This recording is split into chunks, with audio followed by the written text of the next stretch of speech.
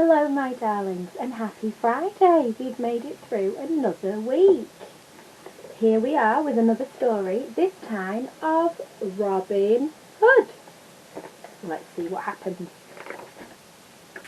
Robin Hood and Little John lived in Sherwood Forest, near the town of Nottingham. The two friends were considered heroes by most people. They robbed from the rich and gave it to the poor. Evil Prince John made poor people pay enormously unfair taxes. Robin Hood and Little John just took the money back and gave it to its rightful owners. The taxes were collected by the Sheriff of Nottingham, who was especially rotten. He took children's birthday money to give to Prince John. It hadn't always been that way. Prince John's brother, King Richard, had been a kind and noble king. Unfortunately, King Richard was far away from the kingdom. He was off fighting a crusade. One day, Robin Hood and Little John heard a trumpet sound. Doo-doo-doo-doo! Peering through the trees, they noticed Prince John's royal carriage approaching. Robin Hood grinned and rubbed his hands together. "That sounds like another collection day for the poor," he said gleefully. "There's Prince John in his carriage." Robin Hood and Little John devised a plan. Quickly they dressed up as fortune tellers and hid along the path. "Oodle-lally, golly, what a day!" called Robin Hood in a disguised voice. "Fortune forecast," announced Little John. Prince John was amused. He wanted to have his fortune told and ordered the carriage to stop. Prince John's servant, Sir Hiss, warned the prince that the fortune tellers might be bandits. "Rubbish," said the prince, and he motioned the fortune tellers towards his carriage. Robin Hood and Little John seized the opportunity. First, when Prince John encouraged them to kiss his royal hand, they stole the gems from his ring. When Sir Hiss tried to tell the prince what had happened, he was stuffed into a basket. Little John filled a globe with fireflies. Robin Hood treated the globe like a crystal ball and pretended to reveal the future. Then he swiped Prince John's gold and his royal cloak. Outside, Little John stole even more, including the gold hubcaps from the carriage. When Prince John realised what had happened, he was shocked. "Oh me!" he whimpered. Then he sucked his thumb. He knew he'd been hoodwinked by Robin Hood. Prince John was outraged at Robin Hood. He summoned the evil Sheriff of Nottingham for help. The villains knew Robin Hood was an excellent archer, so they decided to hold an archery contest. They planned to capture Robin Hood at the event. To ensure Robin Hood would attend, the prince promised the winner a kiss from Maid Marian. He knew Robin Hood liked her, so they were once sweethearts. Sure enough, Robin Hood attended the contest. He came disguised as a stork, with long spindly legs and a huge beak. At first, no one but Maid Marian recognised the dashing rogue. Everyone cheered for the stranger, who proved to be an excellent archer. In the final round of competition, the sheriff resorted to cheating. Just as the stork made his final shot, the sheriff bumped him, and the arrow went astray. Robin Hood was not deterred. He quickly fired another arrow and heroically won the competition. Prince John realised only Robin Hood could have made such an incredible shot. When the stork went to collect his prize kiss, Prince John revealed his disguise. "Seize him!" Prince John ordered, and Robin Hood was captured. Oh no.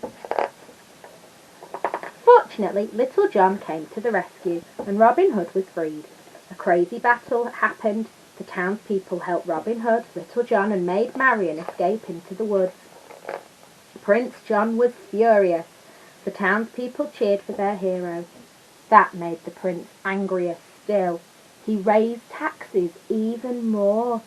When people could not pay, they were put in jail. Nasty Prince John even put children in jail.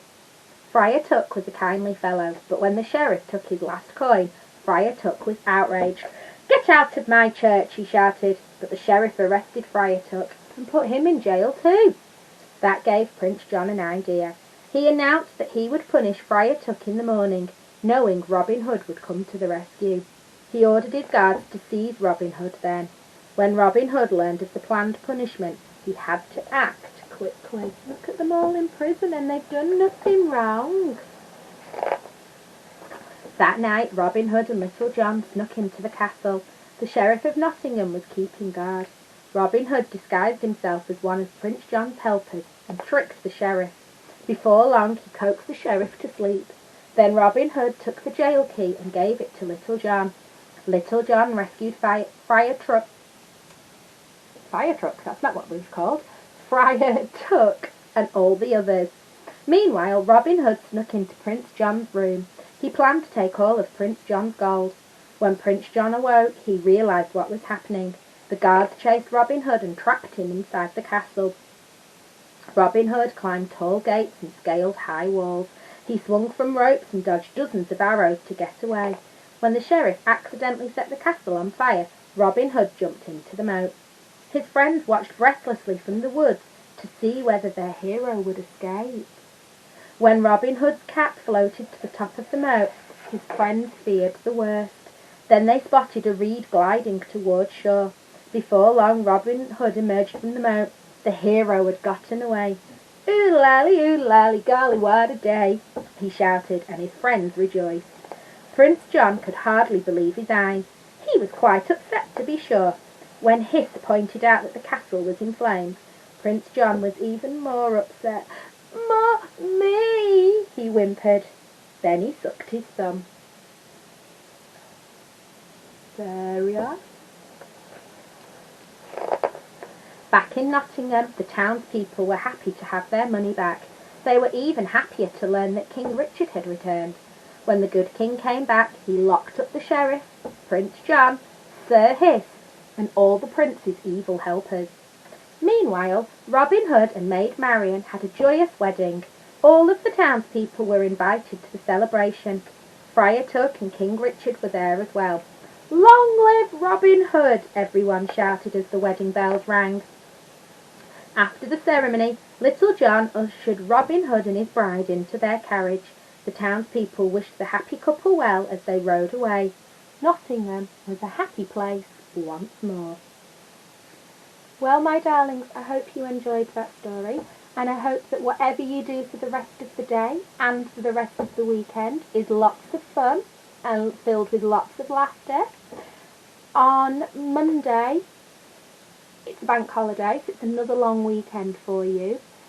Have a lovely day, whatever you decide to do, and I will see you again for another story very soon. Goodbye, my darlings.